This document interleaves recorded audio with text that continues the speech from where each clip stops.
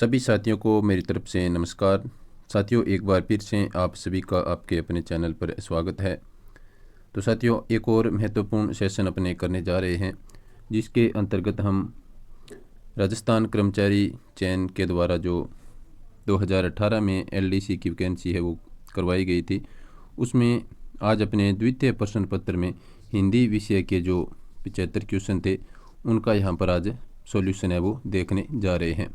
तो इससे पहले अपने प्रथम प्रश्न पत्र के तहत जीके और विज्ञान के क्वेश्चन है वो कर चुके हैं। यदि आपने वो वीडियो नहीं देखे हैं तो आप चैनल पर जा कर के देख सकते हैं। आज हम पहली शिफ्ट का जो प्रश्न पत्र है उसको अपने कर रहे हैं।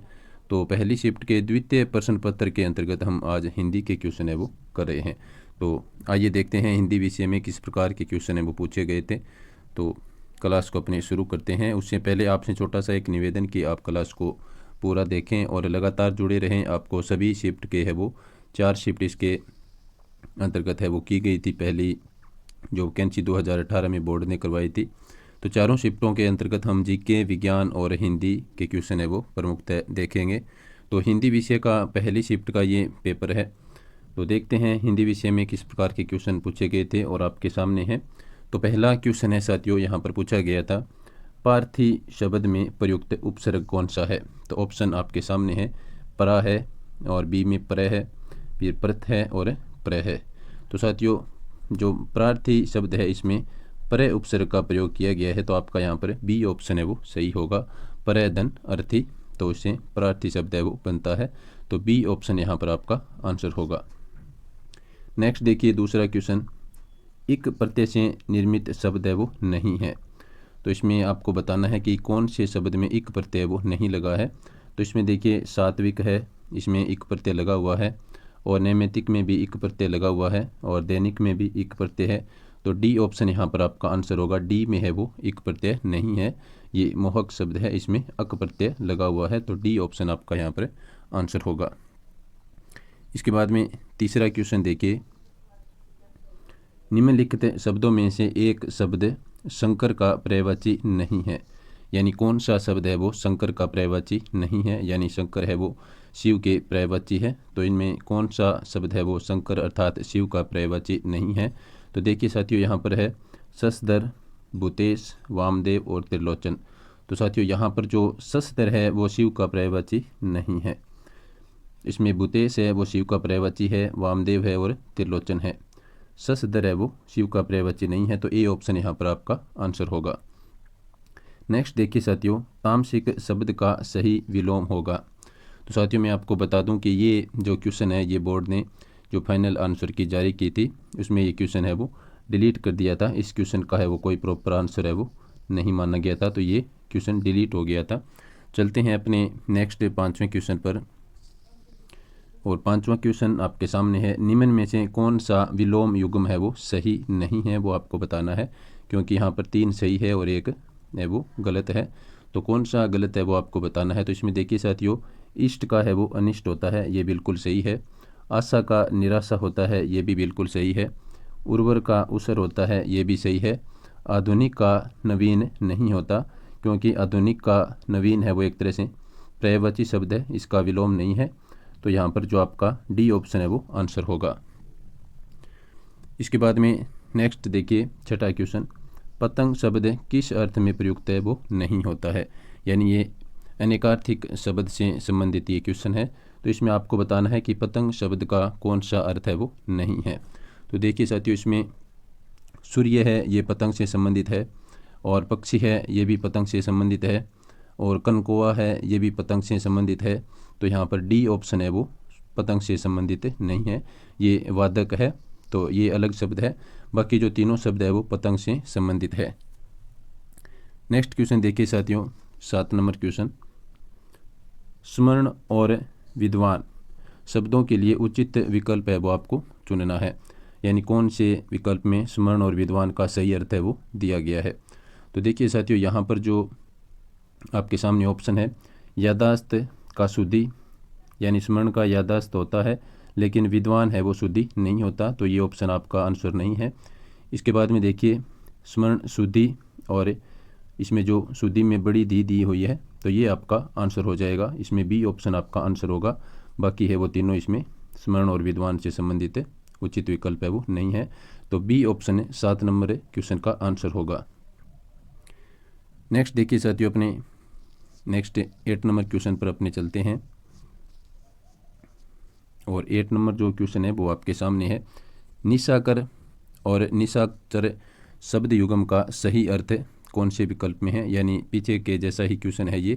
तो इसमें निशाकर और निशाचर आपको बताना है। तो देखिए साथियों, इसमें निशाकर ये होता है चंद्रमा, और निशाचर यानी जो रात्रि में विचरण करते हैं तो ये राक्षस होते हैं निशाचर। तो यहाँ पर ए ऑप्शन है वो आपका आंसर हो जाएगा। निशाकर चंद्रमा होता है और निशाचर राक्षस से संबंधित है। तो यहाँ पर शब्द युगम का सही अर्थ आपसे पूछा है, तो ए ऑप्शन आपका यहाँ पर आंसर है। नेक्स्ट देखिए साथियों, उससे पहले आपसे एक छोटा सा निवेदन कि आप क्लास को पूरा देखें और लाइक शेयर, और चैनल पर यदि आप पहली बार वीडियो देख रहे हैं तो चैनल को सब्सक्राइब कर लें।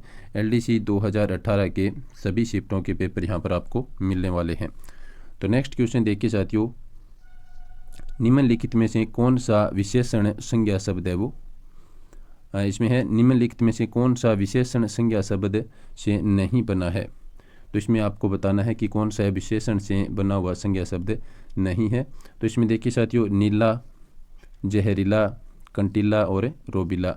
और मैं आपको यहाँ पर बता दूं कि साथियों ये क्वेश्चन भी बोर्ड ने फाइनल आंसर की में डिलीट कर दिया गया था, तो इसका अपने कोई प्रॉपर आंसर है वो नहीं है। तो चलते हैं अपने नेक्स्ट क्वेश्चन पर। और नेक्स्ट 10 नंबर क्वेश्चन आपके सामने है। इनमें से शुद्ध शब्द है वो कौन सा है। तो शुद्ध शब्द आपको बताना है।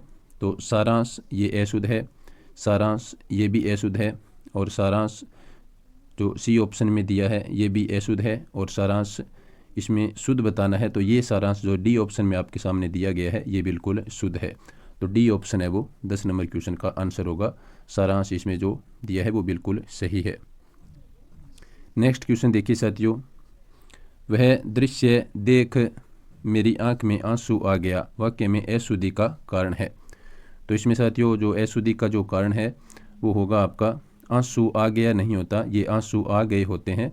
तो ये कौन सी अशुद्धि है आप देख सकते हैं, लिंग संबंधी है, अनुपयुक्त शब्द के कारण है, सर्वनाम संबंधी है, या वचन संबंधी। तो यहाँ पर आंसू आ गए होते हैं, तो इसमें डी ऑप्शन आपका आंसर होगा, ये वचन संबंधी अशुद्धि है। नेक्स्ट क्वेश्चन देखिए साथियों, भगवान द्वारा हमारी रक्षा की जाती है वाक्य किस वाच्य से संबंधित है। तो साथियों इसमें जो ऑप्शन आपके सामने है वो देखिए, कर्तृवाच्य है, या कर्मवाच्य है, या भाववाच्य है, या कर्मधारय वाच्य है। तो सबसे पहले मैं आपको बता दूं कि कर्मधारय वाच्य का कोई प्रकार है वो नहीं होता, तो डी ऑप्शन यहाँ पर आपका कट हो जाता है। तो इसमें भगवान द्वारा हमारी रक्षा की जाती है, तो इसमें जो द्वारा शब्द आ गया इसके चलते ये कन्फर्म है कि ये कर्तृवाच्य है वो नहीं होगा। इसके बाद में आपके पास ऑप्शन बचते हैं सी और बी। तो यहाँ पर भगवान द्वारा हमारी रक्षा की जाती है, तो इसमें रक्षा कर्म है, तो यहाँ पर जो आपका आंसर होगा साथियों वो होगा आपका ऑप्शन बी है वो बिल्कुल यहाँ पर राइट होगा, इसमें कर्म वाच्य दिया गया है। नेक्स्ट क्वेश्चन देखिए साथियों, 13 नंबर क्वेश्चन आपके सामने है। मोहन ने अविनाश को पढ़ाया वाक्य में कौन सी क्रिया है। तो साथियों यहाँ पर आपको क्रिया बतानी है, प्रेरणार्थक क्रिया है, या फिर संयुक्त क्रिया है, या फिर अकर्मक क्रिया है, या फिर सकर्मक क्रिया है। तो मोहन ने अविनाश को पढ़ाया, तो यहाँ पर साथियों सकर्मक क्रिया है वो होगी, तो डी ऑप्शन आपका यहाँ पर आंसर होगा। चलते हैं नेक्स्ट क्वेश्चन पर। और नेक्स्ट क्वेश्चन 14 नंबर क्वेश्चन आपके सामने है। अभिज्ञ और अविज्ञ उचित शब्द युग्म आपको यहाँ पर छांटना है, यानी इनका अर्थ किस विकल्प में उचित दिया गया है तो वो आपको बताना है। तो अभिज्ञ और अविज्ञ, तो साथियों इसमें जो आपका आंसर है वो देखते हैं कौन सा होता है। अभिज्ञ अविज्ञ, इसमें मूर्ख और पंडित ये नहीं होगा, और विद्वान और भाषाविद ये भी नहीं होगा, और विधायक और श्रेष्ठ ये भी नहीं होगा। तो इसमें आपका बच गया डी ऑप्शन। अभिज्ञ का अर्थ होता है जानकार, और अविज्ञ का अर्थ होता है मूर्ख। ये काफ़ी महत्वपूर्ण शब्द हैं, ये काफ़ी बार पुराने पेपरों में यहाँ से क्वेश्चन है वो पूछा गया है अभिज्ञ और अविज्ञ से। इसमें कई बार विज्ञ और विज्ञ भी दिया हुआ होता है। तो यहाँ पर जो आपका सही शब्द युग्म है वो होगा, अभिज्ञ का अर्थ होता है जानकार, और अविज्ञ का अर्थ होता है मूर्ख। नेक्स्ट क्वेश्चन देखिए साथियों, 15 नंबर क्वेश्चन। संज्ञा शब्द इतिहास, उपेक्षा, मूल संज्ञा शब्दों के सही विशेषण विकल्प को आपको छांटना है। यानी इतिहास, उपेक्षा और मूल संज्ञा में इसमें जो आपको सही विशेषण युक्त विकल्प है वो आपको बताना है। तो देखिए साथियों, इसमें इतिहास से बनता है ऐतिहासिक। तो ऐतिहासिक जिस ऑप्शन में है उसको आप रख लें। इसमें आप पहला ऑप्शन है वो कट कर सकते हैं। उसके बाद में ऐतिहासिक ये अशुद्ध है तो ये भी कट हो जाएगा। इसके बाद में ऐतिहासिक ये भी अशुद्ध है, तो इसमें आपका जो बच गया वो ऑप्शन बी है, ये बिल्कुल सही है। ऐतिहासिक और उपेक्षित ये दोनों है वो बिल्कुल सही है। आपका बी ऑप्शन यहाँ पर आंसर होगा। नेक्स्ट देखिए साथियों, निम्नलिखित में से अशुद्ध शब्द समूह का विकल्प आपको छांटना है कि किस विकल्प में शब्द है वो अशुद्ध दिए गए हैं। तो देखते हैं, इसमें राजमार्ग ये बिल्कुल सही लिखा है, ऋणी ये भी सही है, होशियार ये भी सही है। इसके बाद में श्रीमती ये बिल्कुल सही लिखा है, हंसिनी ये भी सही है और मूर्ति ये भी सही है। इसके बाद में देखिए साथियों, षड्यंत्र और ज्योत्सना और श्राप, तो साथियों यही आपका है वो आंसर होगा। तो सी विकल्प में है वो अशुद्ध शब्द है वो दिए गए हैं। इसके बाद में जागृति बिल्कुल सही है, दिनांक भी सही है और प्रभु भी सही है। तो यहाँ पर जो सी ऑप्शन है वो आपका आंसर होगा। इसके बाद में नेक्स्ट क्वेश्चन देखिए साथियों, 17 नंबर क्वेश्चन। अशुद्ध वाक्य आपको यहाँ पर बताना है। तो वह कौन कौन से लोग आए थे, ये अशुद्ध है। इसके बाद में वह उत्तीर्ण हो गया, ये भी यहाँ पर अशुद्ध है। इसके बाद में ईमानदारी मनुष्य का श्रेष्ठ गुण है, यहाँ पर साथियों ये बी ऑप्शन है, ये बिल्कुल सही है। और ईमानदारी मनुष्य का श्रेष्ठ गुण है और वह यह महिला बहुत विदुषी है। तो साथियों मैं आपको बता दूं कि ये क्वेश्चन है वो बोर्ड ने फाइनल आंसर की में डिलीट कर दिया गया था। इसमें 2 शुद्ध वाक्य है और 2 अशुद्ध वाक्य है, तो ये क्वेश्चन डिलीट है वो किया गया था, तो इसमें प्रॉपर आंसर है वो नहीं है। चलते हैं अपने नेक्स्ट क्वेश्चन पर। नेक्स्ट क्वेश्चन आपके सामने है, निम्नलिखित में से गलत विकल्प है वो कौन सा है, वो आपको बताना है। मैं प्रतिदिन गीता पाठ करती हूँ, ये कर्तृवाच्य है, ये बिल्कुल सही है, कर्तृवाच्य है। मुझसे इतना दुख नहीं सहा जाता, तो ये भाववाच्य है, ये बिल्कुल सही है। इसके बाद में मैं इस गर्मी में नहीं सो सकता, ये कर्मवाच्य। और मजदूर लकड़ी काट रहा है, ये कर्तृवाच्य। तो साथियों यहाँ पर जो आपका आंसर होगा, इसमें जो गलत विकल्प है वो है सी, मैं इस गर्मी में नहीं सो सकता, इसमें कर्मवाच्य नहीं है। बाकी तीनों इसमें सही है। इसके बाद में नेक्स्ट अपने चलते हैं 19 नंबर क्वेश्चन पर।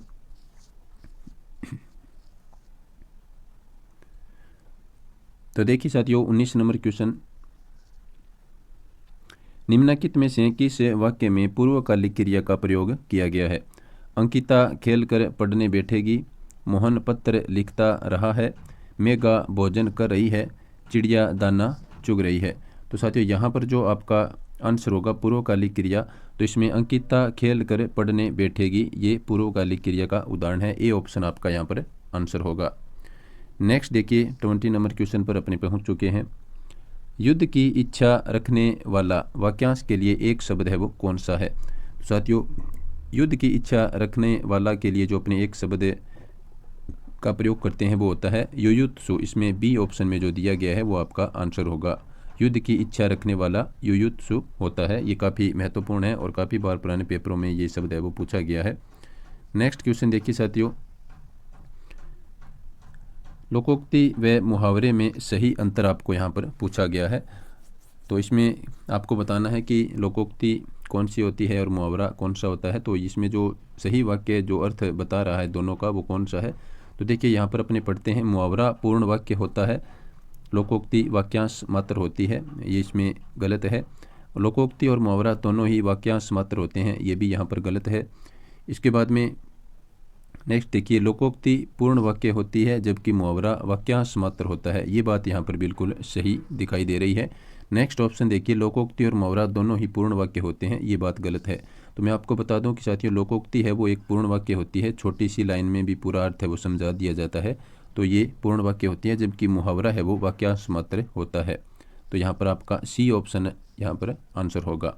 चलते हैं अपने नेक्स्ट क्वेश्चन पर, और नेक्स्ट क्वेश्चन आपके सामने है। और नेक्स्ट क्वेश्चन है साथियों पारिभाषिक शब्दावली से संबंधित, ये 22 नंबर क्वेश्चन है। तो मैं आपको बता दूं कि पारिभाषिक शब्दावली का जो एक वीडियो अपने चैनल पर डाला गया है जिस पर अच्छे खासे व्यूज़ हैं, तो वो वीडियो आप देख सकते हैं परिभाषिक शब्दावली से संबंधित। जो RBSC की जो बुक है उस बुक में जो परिभाषिक शब्दावली के शब्द दिए गए हैं उनका वो वीडियो है, तो आप अवश्य चैनल की प्लेलिस्ट में जाकर के वो वीडियो देखें। तो यहाँ पर आप किसे पूछा गया है साथियों, निम्नलिखित में से किस विकल्प में हिंदी समानार्थक शब्द है वो नहीं है। तो इसमें आपको बताना है कि कौन सा यहाँ पर गलत है। तो देखिए साथियों, इसमें गजेटी का अर्थ होता है गजट, ये बिल्कुल सही है। और सप्लीमेंट्री इसका अर्थ होता है पूरक। और अकेडमिक इसका अर्थ होता है साथियों शैक्षणिक। इसके बाद में होता है प्रोविडेंट फंड, ये वेतन निधि नहीं होता। तो डी ऑप्शन यहाँ पर है वो आपका आंसर होगा, ये गलत है इसका अर्थ। चलते हैं अपने नेक्स्ट क्वेश्चन पर। नेक्स्ट क्वेश्चन है साथियों संधि से संबंधित। तो यहाँ पर देखते हैं अपने परमोत्सव शब्द में कौन सी संधि है।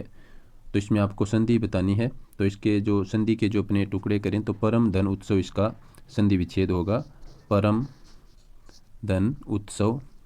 तो इससे आप परमोत्सव शब्द है वो बनाते हैं। तो देखिए इसमें कौन सी संधि है, गुण संधि है या यण संधि है, वृद्धि संधि है या दीर्घ संधि है। तो साथियों परमोत्सव शब्द में गुण संधि का प्रयोग है वो किया गया है होता है। इसमें ए ऑप्शन आपका आंसर होगा। नेक्स्ट क्वेश्चन देखिए साथियों, सदैव शब्द का संधि विच्छेद होगा। तो यहाँ पर आपको सदैव शब्द का संधि विच्छेद करना है, यानी सदैव के आपको टुकड़े करके बताना है कि कौन सा विकल्प यहाँ पर सही है। तो देखिए साथियों सद धन एव ये गलत है, सदा धन एव ये सही है। सदा धन एव है वो सदैव का संधि विच्छेद होता है। और सद धन एव ये भी गलत है, और सदा धन एव ये भी गलत है। तो मैं आपको बता दूं ये शब्द काफ़ी बार पुराने पेपरों में पूछा गया है, महत्वपूर्ण शब्द है। तो इसका जो सही संधि विच्छेद है वो सदा धन एव होता है, बी ऑप्शन आपका यहाँ पर आंसर है। चलते हैं अपने नेक्स्ट क्वेश्चन पर। और नेक्स्ट क्वेश्चन आपके सामने है, 25 नंबर क्वेश्चन पर अपने पहुंच चुके हैं। नमस्ते में कौन सी संधि है। तो साथियों नमस्ते शब्द में कौन सी संधि है। तो आप देखिए इसमें दीर्घ संधि, व्यंजन संधि, अयादि संधि या विसर्ग संधि। तो साथियों नमस्ते शब्द में विसर्ग संधि का प्रयोग है वो होता है। तो इसमें डी ऑप्शन आपका आंसर होगा। इसका जो संधि विच्छेद है वो इस प्रकार से होगा, नमः धन ते, नमः धन इसमें ते आएगा। इसमें जो विसर्ग का है वो हलंत वाला से बनेगा, जिसे नमस्ते शब्द है वो बनता है। नेक्स्ट क्वेश्चन देखिए साथियों 26 नंबर क्वेश्चन, निम्नलिखित पदों में कर्मधारय समास का उदाहरण है। तो इसमें देखिए साथियों महाजन है, कष्ट साध्य है, यथाशीघ्र है, पीताम्बर है। तो साथियों यहाँ पर जो कर्मधारय समास के उदाहरण की यदि बात करें तो यहाँ पर ए इसमें भी कर्मधारय है और एक इसमें पीताम्बर है, इसमें भी कर्मधारय है। तो यहाँ पर ये क्वेश्चन साथियों मैं आपको बता दूं कि बोर्ड के द्वारा डिलीट किया गया था, क्योंकि इसका कोई एक प्रॉपर आंसर है वो नहीं था। तो 26 नंबर क्वेश्चन भी आप डिलीट मान सकते हैं, इसको डिलीट किया गया है फाइनल आंसर की में। चलते हैं अपने नेक्स्ट 27 नंबर क्वेश्चन पर। नेक्स्ट देखिए, जिस समास में दोनों पदों की प्रधानता होती है तो वह कौन सा समास होता है। तो साथियों दोनों पदों की प्रधानता है वो द्वंद्व समास में होती है, जिसमें अपने बीच में और लगाते हैं। तो इसमें द्वंद्व समास होता है। तो इसमें सी ऑप्शन आपका आंसर होगा। दोनों पदों की प्रधानता वाला द्वंद्व समास होता है। और अव्ययी समास में अव्ययीभाव जो समास होता है उसमें पहला पद है वो उपसर्ग होता है, और बहुब्रीहि समास में कोई तीसरा पद है वो प्रधान होता है, और तत्पुरुष समास में है वो कारक चिन्हों का प्रयोग किया जाता है, और द्विगु समास में संख्या से संबंधित है वो शब्द आते हैं। तो यहाँ पर दोनों पदों की प्रधानता वाला है वो द्वंद्व समास होता है। तो सी ऑप्शन आपका आंसर है। नेक्स्ट देखिए साथियों, अध कचरा शब्द किस उपसर्ग से बना है। तो साथियों 28 नंबर क्वेश्चन में आपसे पूछा है अध कचरा में कौन सा उपसर्ग लगा हुआ है। तो साथियों ये काफ़ी सिंपल क्वेश्चन है। इसमें अध और मूल शब्द कचरा है, तो इसमें बी ऑप्शन आपका आंसर होगा। इसमें अध उपसर्ग है वो लगा हुआ है। नेक्स्ट देखिए साथियों 29 नंबर क्वेश्चन, कुपत्र में कौन सा उपसर्ग है। तो साथियों ये भी काफ़ी आसान क्वेश्चन है। तो कुपत्र में साथियों कु उपसर्ग लगा हुआ है। कु और पत्र इसमें एक और शब्द है, इसमें कु उपसर्ग लगा हुआ है। तो आपका सी ऑप्शन यहाँ पर आंसर है। नेक्स्ट देखिए, उपनाम शब्द में उपसर्ग कौन सा है। तो साथियों उपनाम में है वो उप उपसर्ग लगा हुआ है। ए ऑप्शन आपका यहाँ पर आंसर होगा। चलते हैं अपने नेक्स्ट क्वेश्चन पर। और नेक्स्ट क्वेश्चन आपके सामने है, बुलावा शब्द में कौन सा प्रत्यय लगा हुआ है। तो साथियों बुलावा में कौन सा प्रत्यय है। इसमें मूल शब्द है भूल और आवा इसमें प्रत्यय जुड़ा हुआ है। तो ये इस प्रकार से लिखा जाएगा, भूल, और इसमें जो आवा प्रत्यय है वो लगा हुआ है। तो इसमें जो आपका आंसर होगा वो होगा ए ऑप्शन, आवा प्रत्यय बुलावा में लगा हुआ है। नेक्स्ट देखिए साथियों 32 नंबर क्वेश्चन, निम्नलिखित में से किस शब्द में ईय प्रत्यय है? तो ईय प्रत्यय वाला शब्द आपको बताना है। तो साथियों यहाँ पर जो आपका आंसर होगा तो देखते हैं कौन सा है। उत्तरदायी, इसमें ईय प्रत्यय नहीं है, शौर्य में भी नहीं है, और मानवीय, इसमें ईय प्रत्यय लगा हुआ है। मानवीय में मानव धन ईय, और लावण्य में ये प्रत्यय है, शौर्य में ये प्रत्यय है, और इसमें सी ऑप्शन आपका आंसर होगा।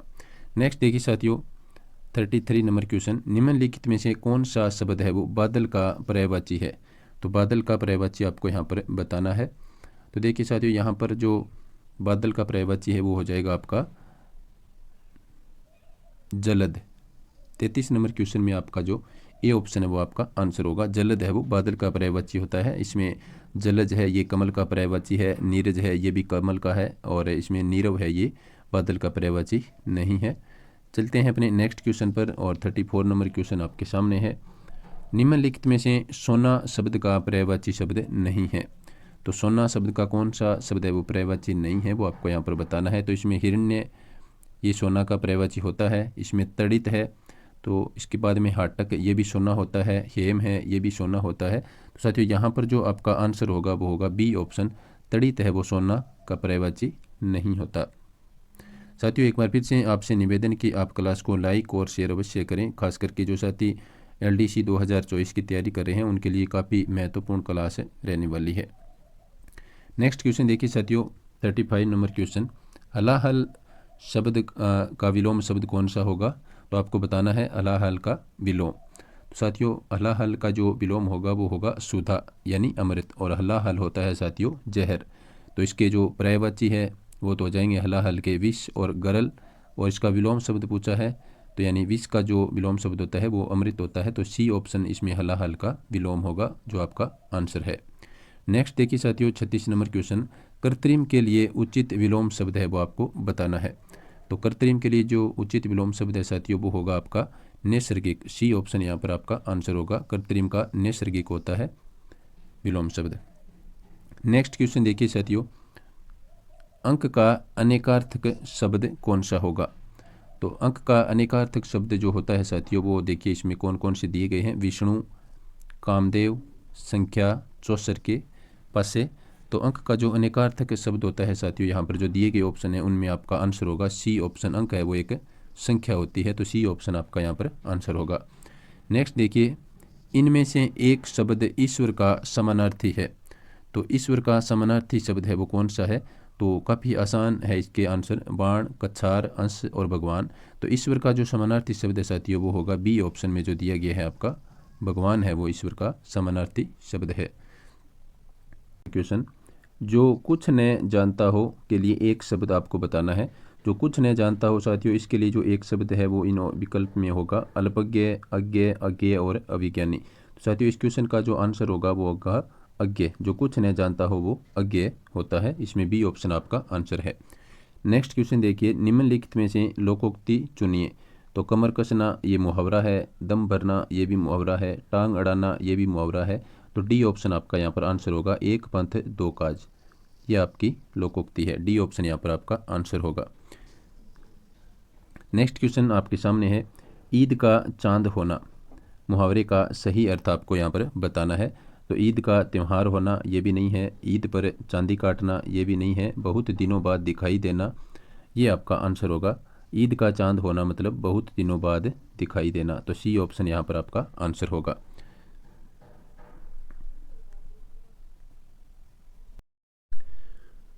नेक्स्ट क्वेश्चन देखिए साथियों 42 नंबर क्वेश्चन पर अपने पहुंच चुके हैं। भारमुक्त करने के लिए अंग्रेजी का समानार्थक पारिभाषिक शब्द क्या होगा? तो एक बार फिर से पारिभाषिक शब्दावली से संबंधित क्वेश्चन आपके सामने है। तो पारिभाषिक शब्दावली का अच्छा खासा है वो वेटेज यहाँ पर रहता है। आपको कम से कम 3 से 4 क्वेश्चन इसमें पूछे जाते हैं, जो 75 क्वेश्चन आपके आते हैं इसमें हिंदी विषय में। तो आप पारिभाषिक शब्दावली का वीडियो है वो चैनल पर उपलब्ध है, उसको आप अवश्य देखें। तो साथियों भारमुक्त करने के लिए जो अंग्रेजी का समानार्थक शब्द होता है वो होता है रिलीव, जो आपका डी ऑप्शन में दिया गया है। तो यहाँ पर आपका डी ऑप्शन आंसर होगा। नेक्स्ट क्वेश्चन है वैकेंसी का हिंदी समानार्थी शब्द कौन सा है। तो साथियों वैकेंसी के लिए जो हिंदी समानार्थी शब्द है वो होता है रिक्ति। इसमें बी ऑप्शन आपका आंसर होगा। वैकेंसी रिक्त पदों के लिए निकाली जाती है, तो इसमें वैकेंसी का अर्थ होता है रिक्ति। बी ऑप्शन आपका आंसर होगा। नेक्स्ट देखिए साथियों 44 नंबर क्वेश्चन पर अपने पहुंच चुके हैं। वह मेरी चचेरी बहन थी, वाक्य का सही अंग्रेजी अनुवाद कौन सा होगा। तो आपको अंग्रेजी अनुवाद से संबंधित भी क्वेश्चन यहाँ पर पूछे जाएंगे। तो वह मेरी चचेरी बहन थी, तो साथियों इसका जो आपका अंग्रेजी अनुवाद होगा वो होगा, इसमें ए ऑप्शन देखिए, शी वाज माई कजिन। इसमें ये आपका आंसर होगा। वह मेरी चचेरी बहन थी, शी वाज माई कजिन। इसमें ए ऑप्शन आपका आंसर होगा। नेक्स्ट देखिए साथियों 45 नंबर क्वेश्चन पर अपने पहुंच गए हैं। आपके सामने है, क्या मैं आपकी सहायता कर सकता हूं। वाक्य का अंग्रेजी रूपांतरण होगा। तो क्या मैं आपकी सहायता कर सकता हूं, इसके लिए जो अंग्रेजी रूपांतरण है वो देखिए साथियों यहाँ पर, may I help you, can I help you, could I help you और वाट आई हेल्प यू। तो साथियों मैं आपको बता दूं कि ये क्वेश्चन भी बोर्ड ने फाइनल आंसर की में डिलीट कर दिया गया था, तो इसका कोई है वो प्रॉपर आंसर नहीं है, तो इसमें ये क्वेश्चन डिलीट किया गया है। चलते हैं अपने 46 नंबर क्वेश्चन पर जो कि आपके सामने है। तो देखिए साथियों 46 नंबर क्वेश्चन है, किसी सरकारी पत्र का उत्तर प्राप्त होने में देरी हो जाए तो पुनः याद दिलाने के लिए जो पत्र भेजा जाता है उसे कहते हैं। तो साथियों उस पत्र को कहते हैं अनुस्मारक। इसमें बी ऑप्शन में जो दिया गया है अनुस्मारक होता है। पहले के पत्र के लिए आपसे फिर से जवाब मांगा जाए याद दिलाने के लिए तो वो अनुस्मारक होता है। और मैं आपको बता दूं कि पत्र से संबंधित भी यहाँ पर आपको 2 से 3 क्वेश्चन अवश्य पूछे जाएंगे। चलते हैं नेक्स्ट क्वेश्चन पर, और नेक्स्ट क्वेश्चन 47 नंबर आपके सामने है, कौन सा पत्र 100 से अधिक संख्या में किसी को भी भेजा जा सकता है। तो साथियों ये होता है आपका परिपत्र, जो कि इसको इंग्लिश में सर्कुलर बोलते हैं, जो कि 100 से अधिक संख्या में भी आप किसी को भेज सकते हैं। एक साथ यदि आपको भेजना है तो इसको परिपत्र कहते हैं। नेक्स्ट शब्द देखिए, क्वेश्चन देखिए साथियों, पितृनुमति शब्द का संधि विच्छेद है। तो यहाँ पर आपको पितृनुमति शब्द का सही संधि विच्छेद है वो बताना है। तो देखिए इसमें पितृधन अनुमति ये पहला है वो गलत है, पितृधन अनुमति ये बिल्कुल सही है। बी ऑप्शन यहाँ पर आपका आंसर होगा। बाकी इसमें ये भी गलत है और ये भी पितृनुधनमति ये भी गलत है। तो सी ऑप्शन आपका बी ऑप्शन आपका आंसर होगा, पितृधन अनुमति पितृनुमति होता है। नेक्स्ट प्रश्न आपके सामने है साथियों, अन्वेषण शब्द में कौन सी संधि है। तो साथियों यहाँ पर आपको संधि बतानी है अन्वेषण शब्द में कौन सी है। तो इसमें देखिए व्यंजन संधि है कि विसर्ग संधि है, यण संधि है या फिर अयादि संधि है। तो साथियों ये आपकी है यण संधि। सी ऑप्शन आपका यहाँ पर आंसर होगा। अनुधन इसमें ईषण होता है, तो ये आपका अन्वेषण शब्द बनता है, तो इसमें यण संधि आपकी होगी। नेक्स्ट क्वेश्चन देखिए साथियों 50 नंबर क्वेश्चन पर अपने आ गए हैं, विद्यालय शब्द का सही विग्रह कौन सा है। तो इसका होता है साथियों विद्या के लिए आल्य। तो यहाँ पर जो आपका आंसर होगा वो होगा डी ऑप्शन, विद्या के लिए आल्य ये विद्यालय होता है। तो ये समाज से संबंधित आपका क्वेश्चन है। चलते हैं अपने नेक्स्ट क्वेश्चन पर, और नेक्स्ट क्वेश्चन आपके सामने है। तो देखिए साथियों यहाँ पर आपको पूछा है जलद और जलज शब्द का युग्म अर्थ आपको पूछा है। तो साथियों इससे पहले एक क्वेश्चन आया था जिसमें अपने बादल का पर्यायवाची पूछा गया था। तो बादल है वो जलद होता है। तो इसमें देखिए बादल जो पहले ऑप्शन में है वो आप रख लें। तो बादल साथियों यहाँ पर पहले ऑप्शन में सिर्फ ए में ही दिया गया है बादल, तो इसमें आपको ज़्यादा कोई मेहनत करने की ज़रूरत नहीं पड़ी। ए ऑप्शन आपका यहाँ पर आंसर होगा। और जलज होता है वो होता है कमल, जल में जन्म लेने वाला कमल। तो ए ऑप्शन यहाँ पर आपका आंसर होगा।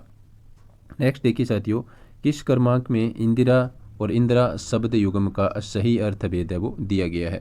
तो साथियों यहाँ पर देखते हैं, इंदिरा होती है लक्ष्मी और इंदिरा होती है इंद्र की पत्नी यानी सच्ची। तो जो विकल्प आपका यहाँ पर सही उत्तर दे रहा है वो हो जाएगा ए ऑप्शन, इंदिरा लक्ष्मी और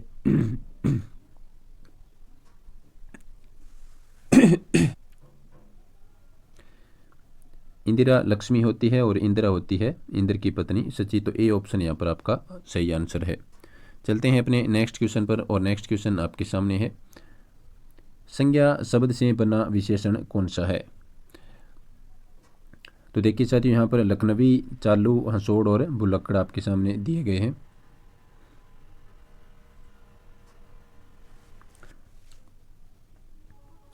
तो देखिए साथियों, इसमें जो लखनवी है, चालू है, आंसोड़ है और भुलक्कड़ है, इसमें संज्ञा शब्द से बना विशेषण कौन सा है? तो साथियों यहाँ पर जो लखनवी है वो संज्ञा से बना हुआ विशेषण है। ए ऑप्शन आपका आंसर होगा। तो लखनवी है वो संज्ञा से बना विशेषण है। ए ऑप्शन आपका आंसर है। नेक्स्ट देखिए, निम्नलिखित शब्दों में से संज्ञा शब्द से बना विशेषण आपको यहाँ पर फिर से छांटना है। तो साथियों यहाँ पर जो आपका आंसर होगा वो देखते हैं कौन सा है। कमाऊ है, ऊपरी है, सुगंधित है, सुअक्कड़ है। तो संज्ञा से बना हुआ शब्द है साथियों, वो है आपका यहाँ पर विशेषण है। ए ऑप्शन कमाऊ। नेक्स्ट क्वेश्चन पर अपने चलते हैं साथियों। 55 नंबर क्वेश्चन पर पहुंच चुके हैं और हिंदी विषय में और इंग्लिश विषय में आपसे 75 क्वेश्चन है वो पूछे जाते हैं। तो नेक्स्ट क्वेश्चन देखिए साथियों, निम्नलिखित शब्दों में से शुद्ध शब्द कौन सा है? तो साथियों यहाँ पर आपको शुद्ध शब्द बताना है। वो देखिए, आगामी, आजमाइश, अंताक्षरी, आशीर्वाद। तो साथियों यहाँ पर जो शुद्ध शब्द है वो आपका होगा ए ऑप्शन में जो दिया गया है, आगामी। ये बिल्कुल शुद्ध है, बाकी तीनों इसमें अशुद्ध है। नेक्स्ट देखिए साथियों, 56 नंबर क्वेश्चन, वर्तनी की दृष्टि से शुद्ध शब्द कौन सा है वो आपको बताना है। तो साथियों इस क्वेश्चन को डिलीट है वो किया गया था। 56 नंबर क्वेश्चन बोर्ड ने फाइनल आंसर की में डिलीट कर दिया गया था। तो इसमें देखिए, कवित्री ये शुद्ध था इसमें, और बीमार ये अशुद्ध था, पड़ोसी है ये भी अशुद्ध था, प्रतिभूति इसमें शुद्ध था। तो दो इसमें शुद्ध शब्द है वो आ गए थे, तो इसके चलते इसको डिलीट कर दिया गया था। नेक्स्ट देखिए साथियों, इसमें मैं आपको साथियों बता दूं कि जो पड़ोसी शब्द है वो आपका इसमें एक मात्रा है वो ऊपर लगती है पड़ोसी में, और जो बीमार शब्द है वो इस प्रकार से लिखा जाता है, बीमार में बी के ऊपर है वो बड़ी मात्रा आती है, तो ये आपका इस प्रकार से लिखा जाता है, बीमार। चलते हैं अपने नेक्स्ट क्वेश्चन पर। नेक्स्ट 57 नंबर क्वेश्चन आपके सामने है। शुद्ध वाक्य वाले विकल्प का आपको चयन करना है। तो देखिए साथियों, मैं रविवार के दिन घूमने जाता हूँ, ये अशुद्ध है। आपका कमीज फट गया है, ये भी यहाँ पर अशुद्ध है। राजस्थान के लोग मेहनती है, ये यहाँ पर आपका जो वाक्य है ये शुद्ध दिखाई दे रहा है। बाकी आगे देखते हैं, उसकी भाषा देवनागरी है, नहीं, उसकी लिपि देवनागरी होती है, भाषा नहीं होती। तो सी ऑप्शन आपका यहाँ पर बिल्कुल शुद्ध वाक्य है, राजस्थान के लोग मेहनती हैं। चलते हैं अपने नेक्स्ट क्वेश्चन पर। 56 नंबर, इसके बाद में अपने 58 नंबर क्वेश्चन पर पहुँच चुके हैं। वह सबसे सुंदरतम साड़ी है, वाक्य में अशुद्धि है। देखिए साथियों यहाँ पर कौन सी अशुद्धि है? संज्ञा विशेषक है, या सर्वनाम संबंधी है, विशेषण संबंधी है, या फिर परसर्ग संबंधी है। तो साथियों यहाँ पर हो जाएगी आपकी विशेषण संबंधी अशुद्धि है। वह सबसे सुंदरतम, तो इसमें सबसे और सुंदरतम ये दोनों शब्द है वो एक साथ नहीं आ सकते, तो इसमें विशेषण संबंधी अशुद्धि है। वह सबसे सुंदर साड़ी है, इस प्रकार से ये वाक्य बनेगा। नेक्स्ट देखिए साथियों, 59 नंबर क्वेश्चन, निम्नलिखित वाक्यों में से कर्तृवाच्य वाक्य नहीं है। कौन सा कर्तृवाच्य नहीं है? यानी 3 यहाँ पर कर्तृवाच्य आपके सामने दिए गए हैं। तो देखते हैं, सीता पुस्तक पढ़ती है, ये कर्तृवाच्य है। इसके बाद में रमा सितार बजाती है, ये भी कर्तृवाच्य है। इसके बाद में पुस्तक पढ़ी जाती है और वह पत्र लिखता है, तो ये भी कर्तृवाच्य है। तो बच गया जो आपका आंसर सी होगा, पुस्तक पढ़ी जाती है। तो साथियों ये आपका कर्तृवाच्य नहीं है, इसमें कर्मवाच्य होगा, पुस्तक पढ़ी जाती है। चलते हैं अपने नेक्स्ट क्वेश्चन पर। निम्नलिखित में से कौन सा वाक्य कर्तृवाच्य नहीं है? फिर से आपको वैसा ही क्वेश्चन पूछा गया है। तो साथियों यहाँ पर देखिए आप, प्रेमचंद ने गोदान लिखा, ये कर्तृवाच्य है। कैदी रिहा कर दिए जाएं, इसको छोड़ते हैं। नेक्स्ट देखते हैं, ट्रक ने सारा सामान उतार दिया, ये भी कर्तृवाच्य है। राधा लिख नहीं पाती, ये भी यहाँ पर आपका कर्तृवाच्य होगा। तो इसमें जो बी ऑप्शन है, कैदी रिहा कर दिए जाएं, तो यहाँ पर आपका बी ऑप्शन आंसर होगा, कैदी रिहा कर दिए जाएं, इसमें है वो कर्तृवाच्य नहीं है, इसमें कर्मवाच्य होगा। नेक्स्ट देखिए साथियों, 61 नंबर क्वेश्चन पर अपने पहुँच चुके हैं। निम्नलिखित में से किस वाक्य में क्रिया सक्रमक रूप में है? तो सक्रमक क्रिया का उदाहरण आपको यहाँ पर बताना है। वह नहाकर आया, उसने आम खाया, मछली तैरती है, वे डूब गए। तो साथियों यहाँ पर जो कर्म सहित जो क्रिया होती है वो सक्रमक होती है। तो इसमें बी ऑप्शन में कर्म है वो दिया गया है, आम। तो इसमें आपका बी ऑप्शन आंसर हो जाएगा, उसने आम खाया, ये सक्रमक क्रिया का उदाहरण है। नेक्स्ट देखिए साथियों, 62 नंबर क्वेश्चन। और उससे पहले आपसे एक बार फिर से निवेदन कि आप क्लास को लाइक और शेयर अवश्य करें और लगातार जुड़े रहें। यहाँ पर आपको LDC 2018 के सभी शिफ्टों के पेपर मिलेंगे, जिसमें अपने जीके, विज्ञान और हिंदी के क्वेश्चन है वो प्राथमिक तौर पर सॉल्यूशन के रूप में देखेंगे। तो नेक्स्ट क्वेश्चन देखिए साथियों, जिस क्रिया का फल कर्म पर न पड़कर कर्ता पर पड़ता है तो उसे क्या कहते हैं? तो साथियों वो होती है आपकी अकर्मक क्रिया, यानी कर्म पर यदि क्रिया का असर नहीं पड़ता है तो वो अकर्मक होती है। तो इसमें दिया गया है कि कर्म पर न पड़ के कर्ता पर पड़ता है तो वहाँ पर अकर्मक क्रिया होती है। बी ऑप्शन आपका आंसर होगा। नेक्स्ट देखिए साथियों 63 नंबर क्वेश्चन, किसी बात के मर्म को जानने वाला वाक्यांश के लिए सही शब्द है? तो साथियों ये होता है मर्मज्ञ। इसमें आपका जो बी ऑप्शन है वो आंसर होगा, मर्मज्ञ।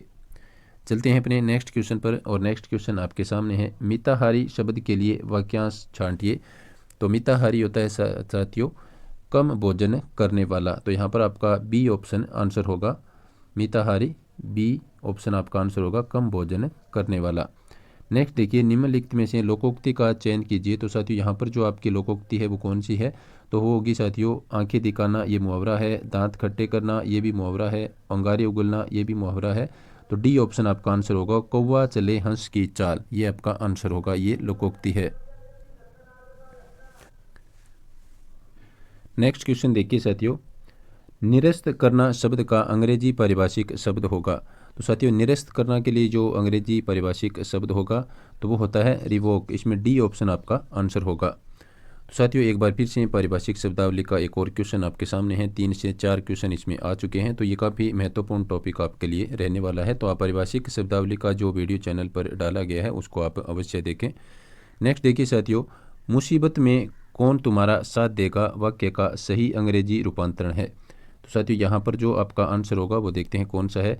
Who will help you in adversity, who was help you in adversity, who is going to help you in adversity, और who are being help you in adversity. तो साथियों यहाँ पर जो आपका आंसर होगा वो होगा A option, who will help you in adversity, यानी इसमें भविष्यकाल से संबंधित है देगा, तो इसमें who will help you in adversity इसमें आएगा, क्योंकि यहाँ पर जो भविष्यकाल से संबंधित एकमात्र सहायक क्रिया इसमें विल लगा हुआ है, तो एक ए ऑप्शन में ही दी गई है। चलते हैं अपने नेक्स्ट क्वेश्चन पर, और नेक्स्ट क्वेश्चन आपके सामने है जो कि एक बार फिर से पत्रावली से संबंधित है। तो देखिए यहाँ पर साथियों क्वेश्चन है, कार्यालयी पत्रों की भाषा कैसी होनी चाहिए। तो साथियों ऑप्शन आपके सामने है, सरल होनी चाहिए, मुहावरेदार भाषा होनी चाहिए, औपचारिक भाषा होनी चाहिए, या फिर बोलचाल की भाषा होनी चाहिए। तो साथियों यहाँ पर जो आपका प्रॉपर आंसर होगा वो होगा ऑप्शन सी, औपचारिक भाषा है वो कार्यालयी पत्रों में प्रयोग की जानी चाहिए। नेक्स्ट देखिए, निम्नलिखित किस विकल्प में संधि का सही प्रयोग नहीं हुआ है। तो साथियों यहाँ पर मैं आपको बता दूं कि ये क्वेश्चन भी बोर्ड ने फाइनल आंसर की में डिलीट है वो कर दिया था, इसका है वो प्रॉपर आंसर नहीं था, तो ये 69 नंबर क्वेश्चन डिलीट हो गया था। चलते हैं अपने 70 नंबर क्वेश्चन पर। 5 तंत्रों का समाहार विग्रह का सही समास है। तो साथियों इस क्वेश्चन का आंसर होगा, 5 तंत्रों का समाहार पंचतंत्र होता है, तो ए ऑप्शन यहाँ पर आपका आंसर होगा। नेक्स्ट देखिए, निम्नलिखित में से सत उपसर्ग से बना शब्द नहीं है। तो साथियों यहाँ पर सत उपसर्ग किस में नहीं है तो वो देखना है, सच्छास्त्र, सतर्क, सदिच्छा और सद्रूप। तो साथियों यहाँ पर जो आपका आंसर होगा वो होगा ए ऑप्शन, सच्छास्त्र, इसमें है वो सत उपसर्ग से बना हुआ शब्द ये नहीं है, बाकी सभी में सत उपसर्ग लगा हुआ है। चलते हैं अपने नेक्स्ट क्वेश्चन पर, और नेक्स्ट क्वेश्चन आपके सामने है।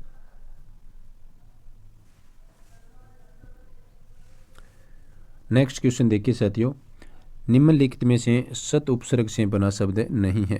तो इसमें देखिए सच्छास्त्र, सतर्क, सदिच्छा और सद्रूप। तो साथियों इसमें जो सत उपसर्ग से बना हुआ शब्द नहीं है तो आपका बी ऑप्शन यहाँ पर आंसर होगा। इसमें से धन तर्क है इसमें, तो इसमें सत उपसर्ग नहीं है, इसमें से आप मान सकते हैं, तो बी ऑप्शन यहाँ पर आपका आंसर होगा।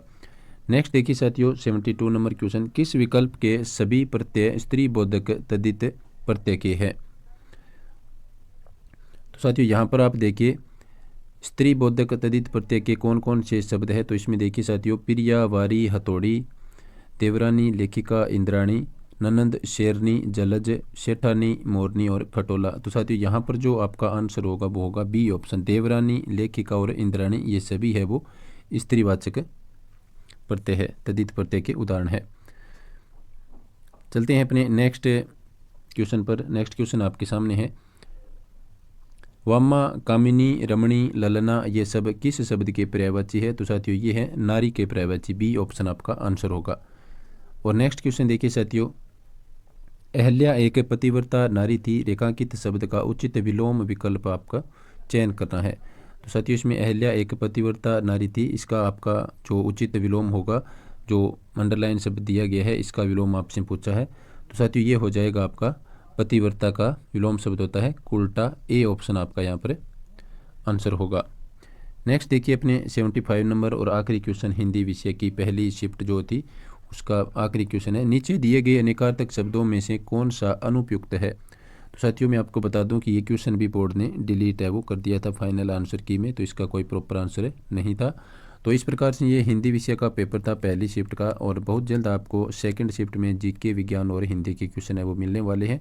तो आप चैनल को सब्सक्राइब करके रखें और लगातार चैनल से जुड़े रहें। वीडियो देखने के लिए सभी साथियों का धन्यवाद। नमस्कार।